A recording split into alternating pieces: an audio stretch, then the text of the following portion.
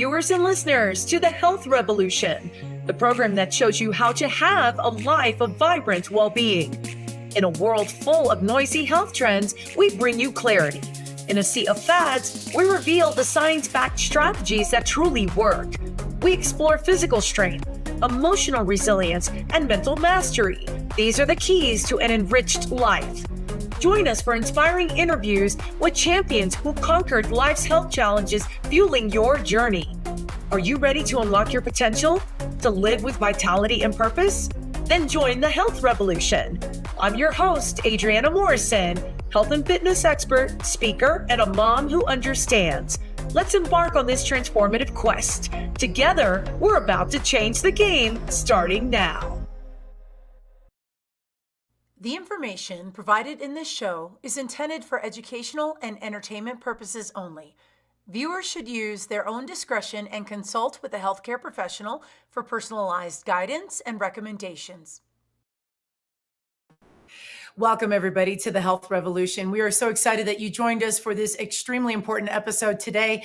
I'm your host, Adriana Morrison, and no matter which way you've tuned in, please do not forget to hit the subscribe button. We want to stay connected with you and continue to bring relevant and important conversations to our journey of optimizing our health in every way possible. And of course, you know, our health is not just the physical element, but it's also the mental, the emotional, and all of the comprehensive things that allow us to live our best life in every way possible. And if you are a parent, if you are a teacher, if you are an administrator, if you are any way connected to a school setting where you have loved ones that are in the school, please tune in for this very important episode.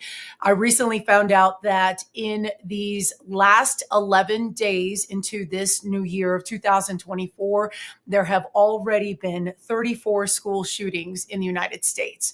And so this is a very important conversation for us to talk about so that we can teach our kids and connect with those who lead our kids to be able to lead and navigate through crisis and moments where they increase their output of surviving and going from there.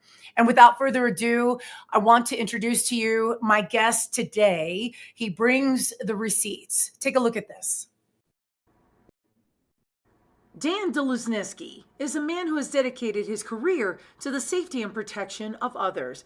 He spent 24 years as a U.S. Secret Service lieutenant, becoming an integral part of the canine bomb detection unit and working alongside his trusted dog Korak. Dan safeguarded national leaders and honed his expertise in emergency response. Shifting his focus to education, Dan became pivotal in enhancing the safety of Pinellas County Schools, Florida, overseeing the protection of 104,000 students. Dan wrote the book, The First 5 Minutes, a crucial and innovative blueprint explaining how to better safeguard our schools. Dan's expertise is not just in response, but in preparation. He's sharing his resourceful information in an effort to improve school safety and prevent more tragedies nationwide.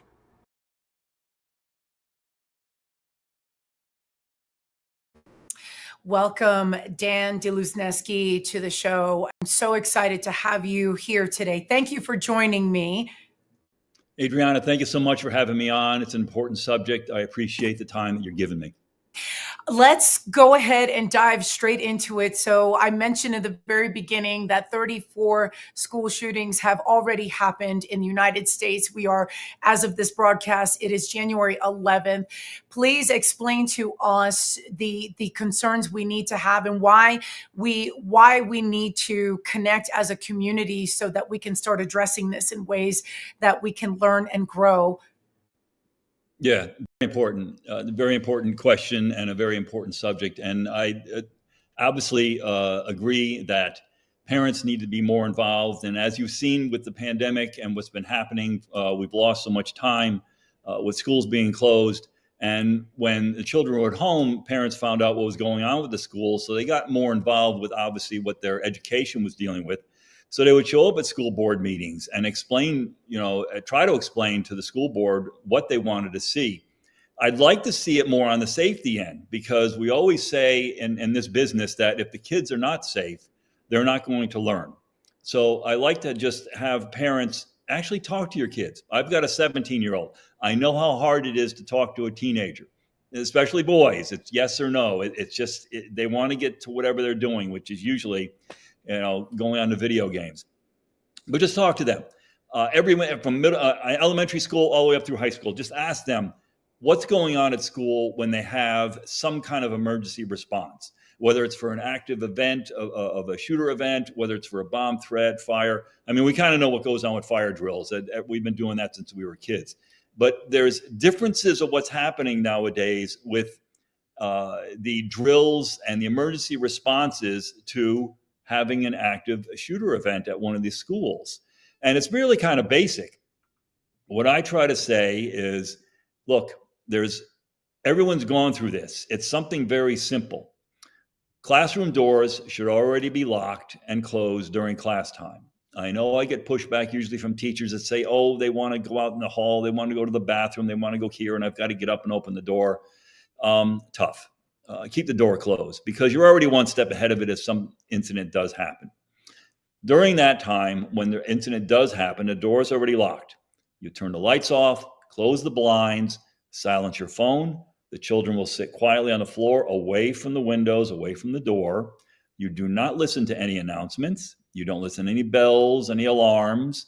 You do not open that door, and you sit quietly because the good guys are coming. I always try to point out the last major incident we had.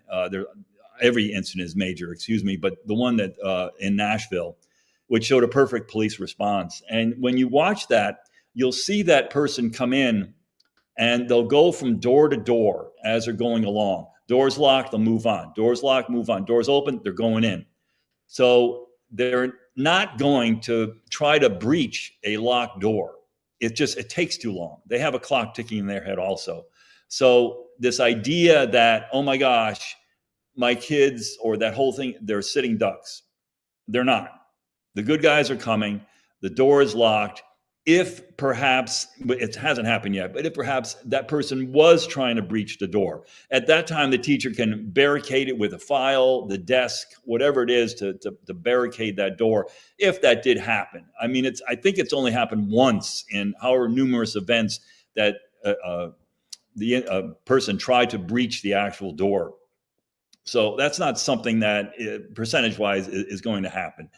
And you saw the police response. Fortunately, and I think the one even in Iowa that just happened, I think it was 8 minutes, which is very good. But the reason I wrote the book, and the reason that it says the first 5 minutes, is because the FBI came out, this is a few years back, because it takes time to get data, that most of these incidents, these shooting incidents, take between 3 to 5 minutes. During that time, it's not a cliche, you're on your own. So you have to know how to respond. And I try to inspire into teachers, even to students when they get to middle and high school, that have the confidence to know what you're going to do. I got in my head, I know, classroom door locked, lights out, blinds closed, silence the phone, don't listen to any alarms. And I've also tried to make it a little easier. I have a card. It's about the size of a credit card. And most teachers have a lanyard with their ID on it or their copier card on it. So on this card is just basically, it's a cheat sheet. Because when something like that happens, some chaotic event, look, your mind is just going to go blank and you're going to forget stuff. You're going to go through, and even though you've drilled a number of times, you're going to say, oh my gosh, I must have forgot something. Boom, check the card. Okay, oh my gosh, I forgot to close the blinds. Whatever it is. And I found out that these cards, even doctors use these cards in emergency rooms. I had a doctor friend of mine say, oh yeah, we use those cards all the time because they'll come up with some color that I have, a cold purple. I forgot what that is, and it'll go down through. So it's just something simple, something that's easy to use, and it's a quick reference card. It's great for teachers to be able to use. But back to the book. The book is very short. You basically read it in an hour and a half, 77 pages long. And I wanted it to be a quick reference guide. I did not want a 200 or 300-page diatribe that sits on a shelf that no one will look at with a bunch of edge-speak in it. I wanted it for teachers, administrators, parents, and students to read through this and just say, okay, here are the basics, common sense. This is what we're going to do. We're going to lock down. The good guys are coming, and we'll be safe. So that was the reason behind the book, and I encourage people to read it. In that book, and I know Adriana has touched on this a little bit about mastery of mental health, is implicit memory. We all know what implicit memory is, or muscle memory. It basically, when you get in a car, you put on a seatbelt, don't even think about it. Button a shirt, put a tie on, whatever it is. So I try to get schools to understand that drill enough so it becomes rote, where it's implicit memory, where as soon as that announcement comes out that they're in a lockdown, we know what to do. Doors already closed. You go through the process of the lockdown and wait again for the good guys to come. So it's something, again, I like this idea of just basic common sense. What's going around in the country now, and it's actually been for the past few years, some schools with, I guess you'd call it a knee-jerk reaction. They said, let's do something different. Lockdowns have been around since right after Columbine. We have to do something different. So what some school systems have done is they've taken from the corporate world a system called run, hide, fight. And also, I still think it's from the corporate world, is this training called ALICE training. And ALICE is an acronym for alert, lockdown, inform, counter, and evacuate. And these systems I completely disagree with, because it's from a corporate world. It doesn't work in the school system. I'm not going to have children run out of a perfectly safe classroom into a situation, a very chaotic, loud, terrorizing situation. They're going to see bad stuff. They're going to hear bad stuff and run supposedly away from the gunman, the shooter. The ALICE training takes a little further. They take it where they say, okay, we've got alert. Agree with that. We need to have the alert. Lockdown. Yes, perfect. Lockdown. The next one is inform in this acronym. And inform was supposed to be a staffer or a person with the school was supposed to have cameras that followed a shooter through the school system. And you were going to announce this over the loudspeaker saying, okay, he's in hallway B or classroom 4 or whatever. No schools have that in existence right now. And when you get to the counterpart, it's even worse, because the counterpart, rather than the run, hot, fight part, and they got away from the fight part. They said, okay, we'll use the counterpart, meaning the students and teacher are going to somehow distract by throwing things at the gunman if they enter the classroom. Now, could you imagine as a parent, would you want your children trained to throw things at a gunman? It just doesn't make any sense. And in fact, even if that was allowed and we wanted to do that, an hour and a half, 2-hour training for a child to do something like that is absolutely ridiculous. Look at me. When I was in the Secret Service, we had to qualify with our weapon once a month. And that took months and months and months to get that training perfect. Athletes, the same thing. When they try to throw a ball, it takes time over time to get that training. I'm not going to train a child in an hour and a half or even 2 hours to precisely throw something at a gunman. And why would I have them do that anyways? Common sense would be if I'm this crazy gunman, it would just make me even angrier. That didn't make any sense. And then the last part of ALICE, of course, is evacuate, which once again doesn't make any sense to me, because you're leaving a perfectly safe classroom to now run where? You hope away from the gunman, but you're not really sure. And that liability is put on the teachers to make that decision, which I completely disagree with. Why is this liability being put on teachers to make this choice of, well, should I stay in the classroom or should we run? Now you've got 25 to 30 children. And I guarantee you, some of those children are going to be like, I'm not doing that. My dad and my mom said, no, we stay in a lockdown. So that confusion, that chaos, there's no reason for that. It's really just the basics to stay where you are and be safe. And I'm sorry, Adriana, you probably have a question. I'm listening hard because as a mom of four, this is something that touches my heart, and that I know that we have to pay attention to. I'm impressed by the years of training that you have as a Secret Serviceman, and I can only imagine, what you've had to face and how you've had to prepare. What was the turning point for you to turn your attention on the school system, to be a voice of help, to be a resource, to help make change happen, to help safeguard our kids? I think it goes back to, and I never found out until a few sessions of therapy. I apologize that I was an empath, and you don't realize that yourself. No one says to you, Dan, you sound like you're an empath or something like that. You find out years later, and okay, now I figure out why I picked the career that I picked, because I always wanted to help people. I was always that kind of person. I wanted to help people. And when I got to the Secret Service, obviously that was the main goal of helping people. And once I got out of that, obviously we went through 9/11 at the White House, and that was pretty chaotic in itself. But once I got out and retired, and my son was in school at the time when I got out, he was in, I think, 4th or 5th grade. And the county here had an opening for what I thought fit my resume. So when I joined up, I really didn't know what to expect. But once I got in there, I had a very good boss, and he just said, you got it. You make it the way you wanted to. So I was never a desk person, and I wanted to make sure I visited every one of the 140 schools we had in our county. I wanted to meet the principals. I wanted to meet the staff, and I did. It took me a long time, but I went and physically met every one of them. And when I ran these drills, the same thing. I'm not the kind of person to do, at the time there wasn't Zoom calls, but to do a tabletop exercise or do it over the phone. It's like, no, I want to see how you react, because that's what I found out from the Secret Service. When there were issues of someone jumping the fence or someone breaching security, okay, how do we fix it?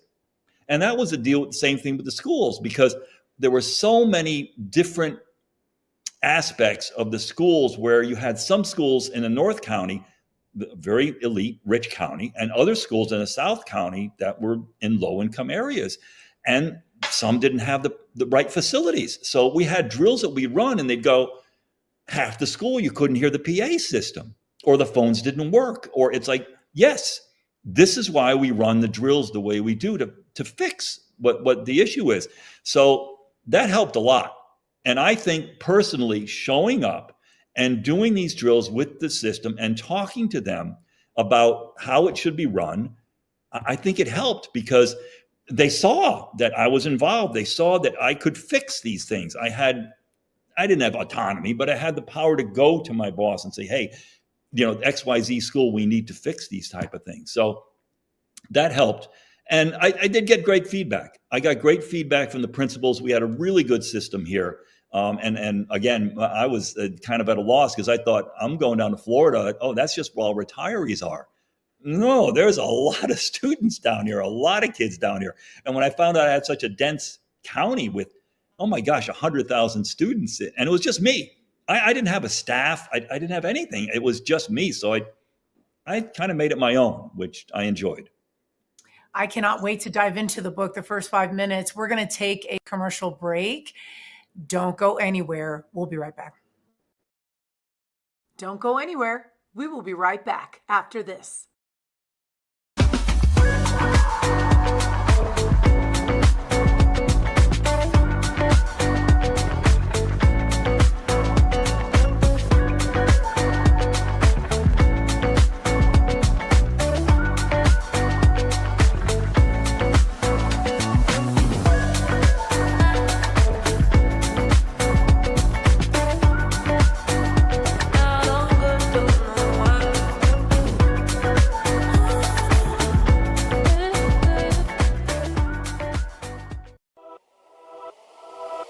Welcome to E360 TV, the live streaming and on-demand destination for influential voices and enlightened audiences. We offer trending, grassroots, and purpose-driven content across a diverse range of interests. E360 TV is more than just watching programs.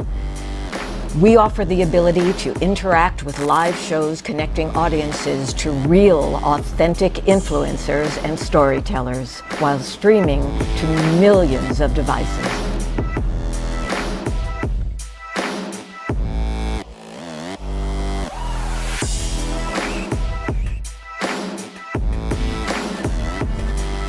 Real experiences.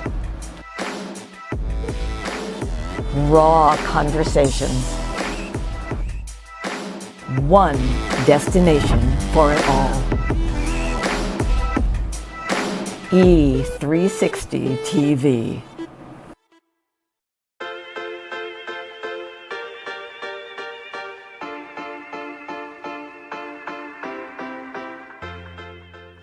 There's a type of workout that has been in the spotlight for some time, and many people are familiar with the phrase HIIT workouts, also known as high intensity interval training. Now, what this is several rounds of exercises that alternate between several minutes of high intensity movements to significantly increase the heart rate to at least 80% of one's maximum heart rate, followed by short periods of lower intensity movements. Now, this type of workout is considered anaerobic, meaning they don't rely exclusively on oxygen. Rather, the workouts are fueled mostly by stored carbohydrates. Now, I'm pointing this out because HIIT exercises make you breathe harder than steady state cardio exercises.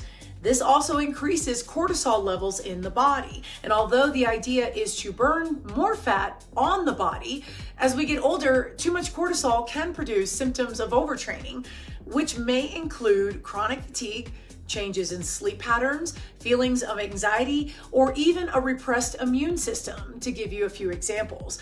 Maturing bodies respond best to LIST exercises, otherwise known as low intensity strength training. LIST exercises places the overall focus on strength training, the primary physical activity that promotes muscle mass preservation and bone mineral density production. This helps us slow down the rate of decline of bone mineral loss and muscle mass loss, which happens as we get older. Now, there are a lot of factors to be considered with the overall picture looks like, but this gives you a general idea and guidelines to keep in mind. If you are of an older age and you love HIIT workouts and you have no medical limitations and you've been cleared, feel free to incorporate them in your workout routine. It is recommended to keep the primary focus on the strength training, that you're doing that more so than the latter. And this is your Fit Bite for today.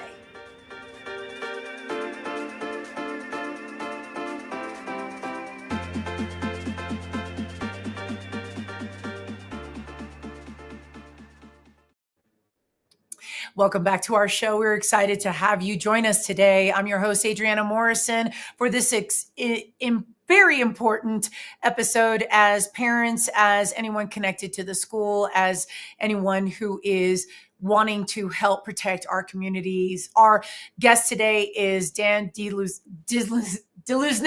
I'm going to get it right. He's a retired U.S. Secret Service lieutenant and author of the book, The First 5 Minutes. And I want to dive into this. Dan, how long ago did you write this book? I wrote that right after the incident in Uvalde because I had thought about writing it for a while, but after Uvalde, I was so angry. And my current wife, I just said, look, you got to put something down. I had never written a book before. I didn't know the process, had no idea of anything. Fortunately, my wife, being a doctor, she had written a book and she found an author support site online. So I went through that whole thing and you've done it, picking out a cover and, going and editing. And I didn't know how to write. I write how I talk, and that didn't work. And I went through 5 different people. And anyway, it was a long process for such a really short book. And, and I'm sure you know how hard it is to write and get something like that published. But I did it, and I was proud of it. And I was proud. The reason I was proud of it is because it is short. I did not want a really thick book that just turned into some boredom. You're flipping pages going, can I get to the good part? I wanted to hit it right away. something that was easy and you can immediately go to it and say, okay, yes, I forgot, this is what I need to do. So it just, hit me that from my experiences, not only with the Secret Service, but with the school system, that this was something I just wanted, something easy to read that someone can grab and get the information right away. I have the copy right here, and I think it's incredible. And I just want to bring up the still shot. The first five minutes, I want to read an expert excerpt if I can, and then ask you. So we started talking in the beginning of the show about some of the framework that really speaks to you to help schools set up for improved safety. And you have one thing here. You said ideally, this is in the preparations chapter. You write, ideally, I would like for active shooter drills to take place at a minimum of once per month. However, this is usually up to a state education board or the county school board. I would encourage parents to speak to your local representative to have active shooter drills performed more frequently. Can you speak a little bit about some of the situations that come up when this topic is visited, when schools revisit? How do we keep our students safer? Perfect question. And it's something that, again, is argued a lot, because I'll go back and quickly get through what happens during an emergency drill. If I'm dealing, say, with a high school of about 1,000 kids, minimum, it's going to take, the best I've ever done is like 50 minutes. So you're talking a minimum of an hour taken away from school time. So obviously teachers don't like it. I understand, because they're under pressure, because they've got homework to do. They've got things to grade.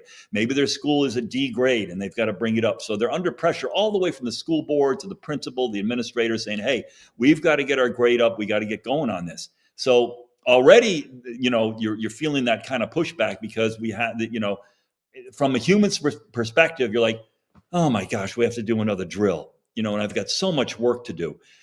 And what happens is, we're human. So what happens is, Andriana, if we're human and we have to run a drill, I'm going to get things done ahead of time so we get this darn thing over with, because I got these papers to score. So they already have the lights turned off. They already have the blinds closed. They already have the door locked. They already have their phone silenced. Kids, get over there and sit down. I want to get this thing done. And that's wrong, because when something does happen, there's going to be things you're going to miss, because if you pre-plan, it doesn't work that way. I always like the idea of unannounced. And I understand, again, the pushback you're getting, not only from parents saying, I didn't want my kid to go through that, or from teachers saying, you surprised us. Yes, that's the idea. I want to see how you react when it happens out of the blue, which it does. It happens out of the blue, with you're not even knowing what's going on. But I said, look, I'll back off of that and say, as a principal, tell your teachers sometime this week, we're going to run a drill. That's it. And leave it at that. Now, yes, the rumors will start, because they'll say, it's today. Yeah, they're going to do it at 1:00 today. Get prepared. Okay, things happen. Rumors start going around. But ideally, I would like it to be unannounced. If not, okay. Make your announcement, make it twice, I'll watch and we'll go through it.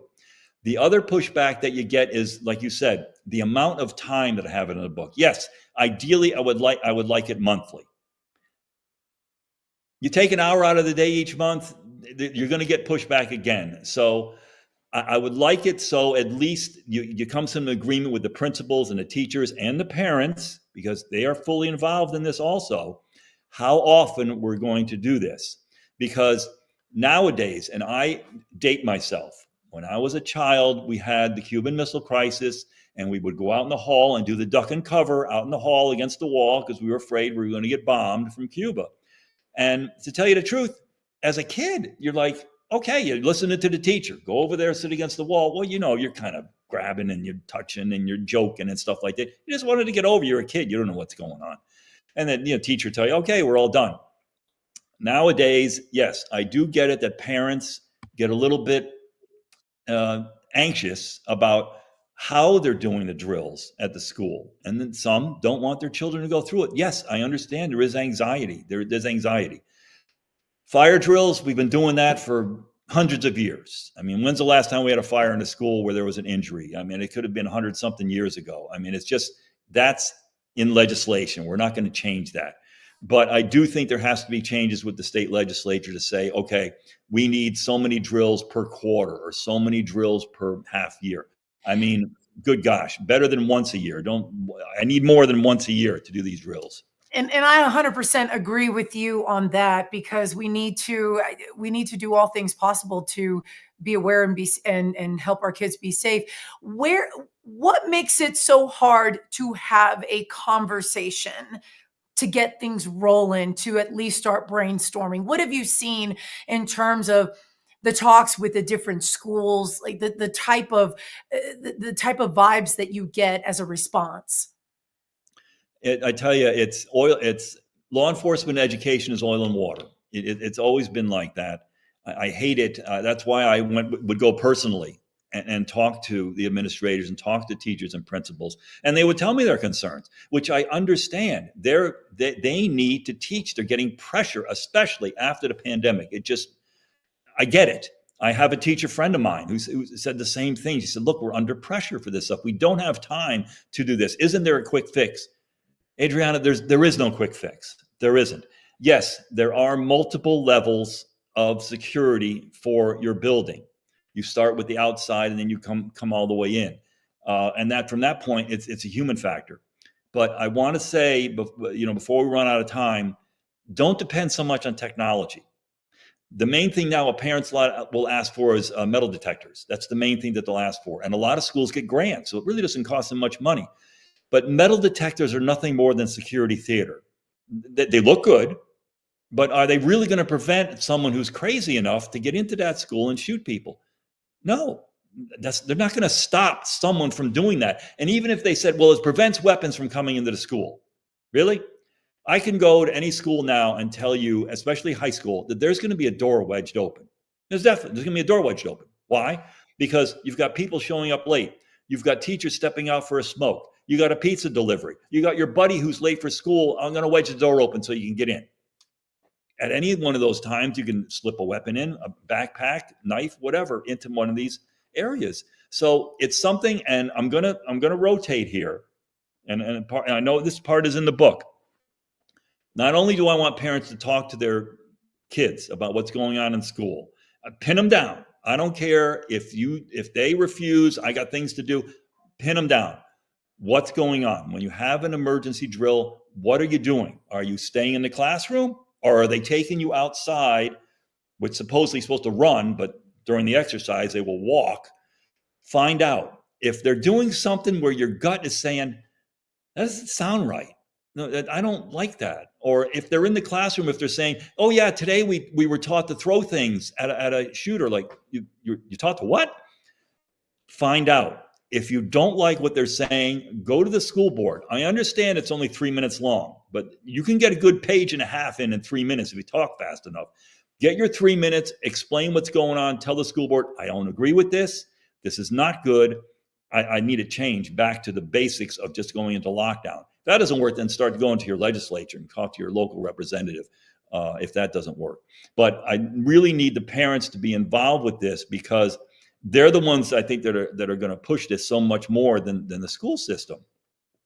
Anyway, back to the students. Years ago, when I was in high school, this is many years ago, we had meetings. The students would have a student counselor, student meetings. What's going on in the school? Blah blah blah. You have a president. Blah blah blah. This and that, and they would talk about what we need to do. I want kids nowadays, especially middle and high school, to get some kind of committee to say, look, this is our school. We want it to be safe. Walk around the school. I know some of them have special resource officers. I know some have other staff that can do that. Sometimes they're too busy, other things going on. You got a break, study hall, whatever, walk around the school. Look for doors that are open. You're not snitching on anybody. You're looking for open doors, open windows, any point for someone to get in. Because guess what, Adriana? Someone's always watching. And any of these shooters that we've seen, and we've just saw the one in Iowa, the majority of these people are either current students or former students. They observe, They watch what's going on. This is not something where they woke up one day and said, hey, I'm going to grab my dad's gun and go ahead and shoot up a school.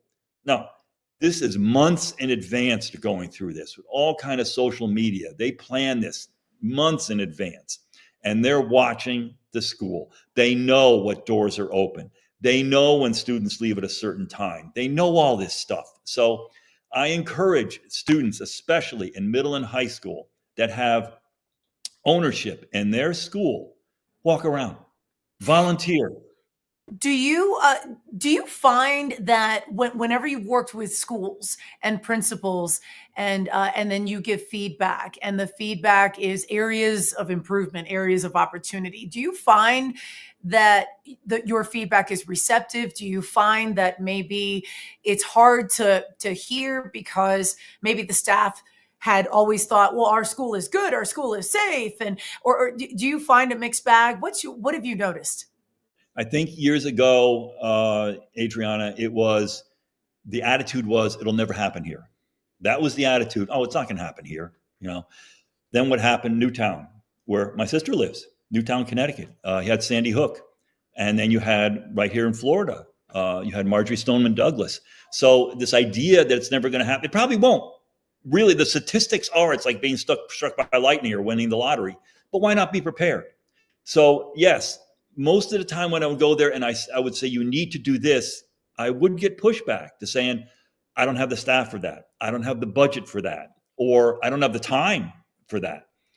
And you just have to work out somehow and explain to them, look, fine, but I just need you prepared. I just need you to tell me when something happens, your staff is prepared to go. Because again, it is the human factor. It's not technology. It's not pushing a button. It's the human factor that's going to keep those kids safe. And I know we're going to come to an end here. We're going to have final points, but 2 points I want to make. One is teachers, students, parents, everyone, keep yourself safe first. A lot of times we've seen it at Sandy Hook and we saw it in Nashville. The principal will go out unarmed and try to confront or talk to the shooter. No, don't do that. There's no, it's that you're not going to be able to talk them down or, confront them. That's not going to work. So you need to keep yourself safe first. Then you're going to be able to help someone else. And I put it in the same kind of thing when you're on an airplane and that oxygen mask drops. What do they tell you? You put the oxygen mask on yourself first, and you can help a child or an elderly person. So keep yourself safe first, then you can help others. Secondly, I advise parents, and I know parents have started to bring this back, and not push back, is armed special resource officers on campus. We're fortunate here in Florida, the legislature did have the budget for that, but these people are advocates. They are not there to arrest students. I don't know where that's coming from. They don't have arrest powers. They're advocates there to keep those students safe, and they're advocates for the administration and parents and the students. So very important to have those people on our campuses. Before we go to commercial break, I want to ask you one quick question. What is, whenever you come across teachers off the record, what are they saying? What are they telling you off the record? Adriana, to tell you the truth, they're not only are they scared, but they're anxious about their careers. Not only because teaching now is so difficult because of what happened with the pandemic and with the attitudes of some of the students, the violence that has increased in schools, the weapons that have increased, not so much the shootings, but the actual weapons showing up in schools. And then when there is obviously a shooting, it's scary. I've had, after Marjorie Stoneman Douglas, I went around and would meet with teachers, and they'll tell you, they'll stand up and they'll say, look, I didn't sign up for this. I didn't not sign up for this. I signed up to teach kids to help them. And I understand it is the way society is now. And I'm not here to preach that there isn't a 100% effective way of stopping this. And I do not want to make schools like prisons. You can't. It's not. You still want a welcoming atmosphere, but you want enough security to stop the bad person from getting in. We're going to take a commercial break. We will be right back after this. Don't go anywhere. We will be right back after this. Thank you so much for watching The Health Revolution. Our show is growing, and it's all thanks to viewers like you. No matter how you found us, please hit the subscribe button so we can stay connected and continue to deliver amazing content to you. Life is so fragile, and we're constantly reminded just how fragile life can be, especially when we or a loved one is told we have cancer. Cancer survivor myself, I can tell you, we still feel very alone in this journey. There's a study that's been showing that patients who are socially isolated have a worse prognosis, have a worse outcome than patients who are socially interconnected. Buddies for Life is a non-profit cancer support group for those whose life has been impacted by cancer. Humor, hope, heart, and hugs. Humor, hope, heart, hugs, and a whole lot of love. Share this with your friends and family and support this community in every way you can. No one should face cancer alone. I am a chemo buddy for life. We are a buddies network. No one does cancer alone. Be a buddy. And we are all here for you as a community of love. We are chemo buddies for life. And if you've heard 3 words, you have cancer, for yourself or someone else, you belong with us at Chemo Buddies for Life. Healing through connections.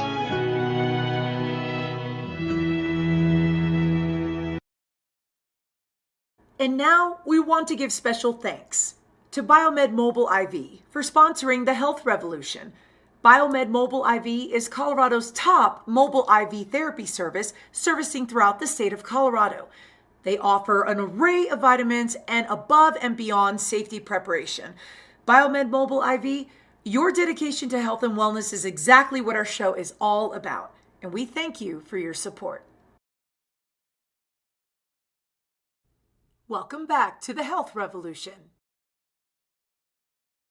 Welcome back to our show. My guest today, Daniel Dluzneski. He is a retired United States Secret Service lieutenant and the author of this incredible book that so many of us need to get our hands on, The First 5 Minutes, School Shooting Survival Guide for Administrators and Teachers.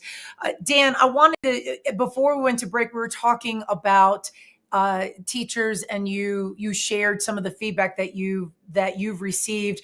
I want to make mention of what you put in unique situations in your book, and I'd like to read just a short portion where it says the most vulnerable times for an active shooter event. An active shooter may take advantage of the most vulnerable times, which are arrival, lunchtime, and dismissal. School assemblies also present vulnerability, but are not as consistent as these school transition periods, which occur at the same time each day. And you write about an incident that you said that you will never forget. And can you share with us about that incident? It was a very strange kind of incident. We had schools that were next door to each other. I had a high school that went into a lockdown. It was a rumor, but they rightly went into a lockdown. And it was right around 8:30, 8:45 when middle school was having their arrival. So the principal there, who was very good, I mean, she was a very good principal on security. And rightfully, their school was about to go into a lockdown. So they had the high school there, and across the street basically was the middle school, and now they have arrival.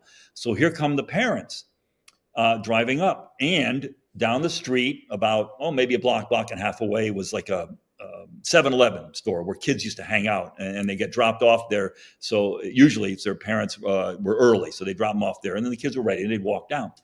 So I remember this principal was so upset because she said, I didn't know whether to just close things down and go back and lock down the school, or try to draw my students in and say, come in, come fast, come in. And I think she finally did decide, I've got to lock down. You just go away. No, stop. Let the cars go through and go away. And afterwards, I talked to her, and she was so upset. This was 3 days later. She says, I don't know if I made the right decision. And I said, look, number one, you made, the right decision of locking down, of saying, okay, high school's in lockdown. We don't know what's going on. We're right across the street. We need to go also into a lockdown, which is the right thing to do. But she, again, had this dynamic of kids were arriving. What do I do? Should I wait for them or should I tell them to go away? And I think she did the right thing. Locking your school down. Parents, just keep going. Don't even drop your kids off. Made that announcement. And the ones that were just at the 7-Eleven, stay away, until things get settled. So things like that are going to happen. And usually these incidents do happen when things are become very chaotic and you're just like, oh my God, did I do the right thing? So again, that's why I like the idea of drilling. You can't drill, obviously, Adriana, for every possible situation. You can't. You would infinitely. You can't. But she did the right thing, and I tried to settle her down. I got one other incident I want to tell you about. I stuck basically with elementary schools because elementary schools have the smallest and most vulnerable of our children. And I would go and do the drill.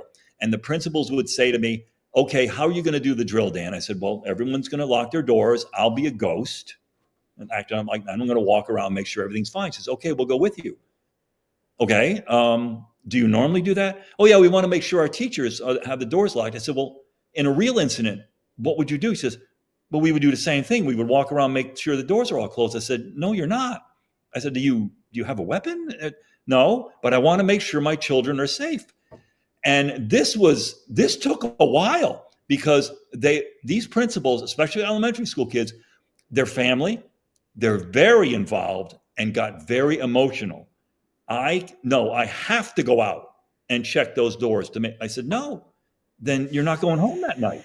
You have to lock yourself in your room and be safe. And can you imagine, as a principal, alpha personality, are going to sit quietly in a room alone with the door locked while they're hearing all this bad stuff, how hard that is?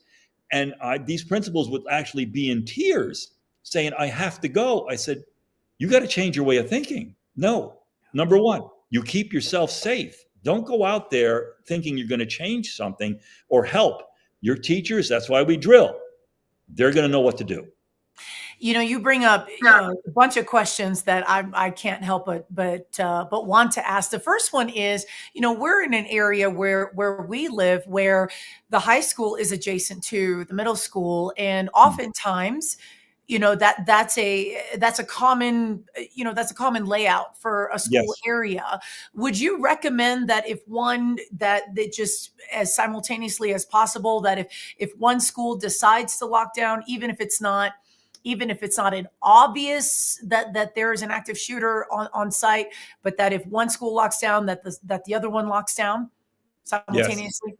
Yes, okay. Definitely. If they're that close to each other. And the other thing, which would be great, is if they could do their emergency drills at the same time, because then you could coordinate between each other. Okay, we're going to do a drill today, middle school. You also will do the drill at the same time, because that's going to help also with the police. And I would hope. Again, I point out that you want a liaison. You want liaison with police there, because they're going to show up eventually, but you want to make sure, hey, this is what we're doing. We want you here to observe, to know what's going on, have that police liaison watching it. But yeah, try to do emergency drills at the same time. Do you think that it would be impactful to get principals aside and have conversations with, now I'm assuming that this is already happening to a varying degree, but I'm wondering out loud if getting principals aside to have them understand the gravity behind, if we don't have something more effective in place, that this would be, that we need to be unified. Would that be helpful for conversations with principals to have and go from there? Oh, absolutely. Yeah, absolutely. And again, they're under a lot of pressure because they're coming down from the school board and from their superintendents. So it's a balance. And I tell you, they've got a tough job. The teachers have the toughest job, but principals being administrative, overseeing the teachers. Yeah, very tough job. But yeah, they've got to do that. They have to talk to people. And again, I point out, one of the main things I had that became kind of difficult was our head plant operators. And head plant operators, basically, the head janitor. I don't know if they use that term anymore, if that's derogatory, but a head plant operator has all the keys. They know every nook and cranny of that school. They know exactly what's going on. They have to be right there with the principal. And I had so many issues of principals just bucking heads with their head plan operator. I think it's a white collar, blue collar thing. I don't know, but you definitely want that. That's a team. Head plan operator and principal are a team. That's an important note. Never thought of that. We're going to take a quick commercial break. Don't go anywhere. Don't go anywhere. We will be right back after this. Greetings, I'm Angel Marie Monticelli, host of Energize You TV, every Thursday at 11 a.m. Pacific Time. Go to Fresh Takes right here on E360 and get Reiki-fied and energized today.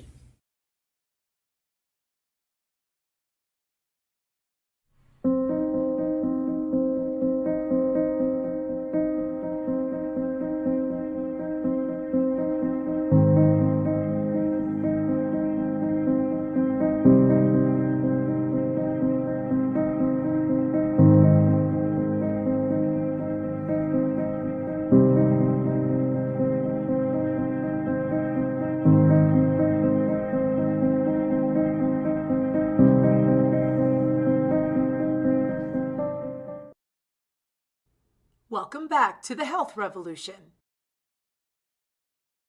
Welcome back, everybody. We are running out of time. My guest today, Daniel Dluzneski, the author of The First 5 Minutes. Dan, where can our viewers find you as we are all leaning hard into some incredible information we need to remember and take in and have our takeaway points? Sure. I have a LinkedIn page, just my name on LinkedIn. You can search it that way. Facebook. Not only is there a First 5 Minutes page on there, but I've got a personal page on there also. The book is on Amazon. Usually if you type in First 5 Minutes, it'll come up in like the first 5 or 6 views on there. Again, I'm not here to endorse or sell the book. I mean, that wasn't the reason that I wrote it.